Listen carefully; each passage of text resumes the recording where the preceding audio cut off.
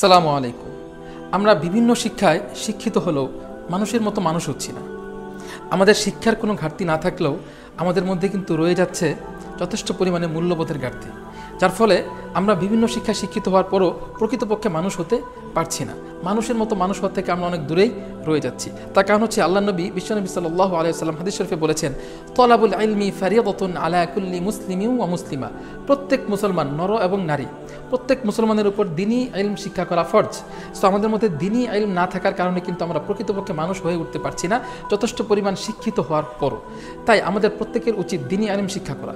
আজকাল আমাদের যে নিউ বাচ্চারা রয়েছে তাদেরকে আমরা অন্যান্য শিক্ষায় শিক্ষিত করছি, অন্যান্য শিক্ষার পেছনে আমরা অনেক সময় ব্যয় করছি, কিন্তু দ্বীনি শিক্ষার জন্য কোনো সময় ব্যয় করছি না। আমাদের উচিত তাদেরকে প্রথমেই দ্বীনি শিক্ষায় শিক্ষিত করা এবং দ্বীনের শিক্ষাকে সর্বোচ্চ প্রায়োরিটি দেওয়া। তাহলে আমাদের সমাজের সকল প্রকার অসঙ্গতি ইনশাল্লাহ নাই হয়ে যাবে সমাজ থেকে। কারণ মানুষ যখন দ্বীনি শিক্ষা শিখবে তখন সে জানবে সমাজের প্রতি তার দায়িত্ববোধ, সে জানবে ইসলামের প্রতি তাকে কী করতে বলেছে, ইসলাম তাকে কী করতে নিষেধ করেছে, সে জানবে তার বাবা মার প্রতি কেমন আচরণ হওয়া উচিত। সকল শিক্ষা সে শিক্ষিত হবে। এজন্য আমাদের সর্বপ্রথম প্রায়োরিটি দেওয়া উচিত দ্বীনি ইলম শিক্ষা করার জন্য। আল্লাহ পাক রব্বুল আলামিন আমাদের সকলকে সেই তৌফিক দান করুক। আমিন। ওয়া আখির দাওয়ানা আলহামদুলিল্লাহি রাব্বিল আলামিন। আসসালামু আলাইকুম ওয়া রাহমাতুল্লাহি ওয়া বারাকাতুহু।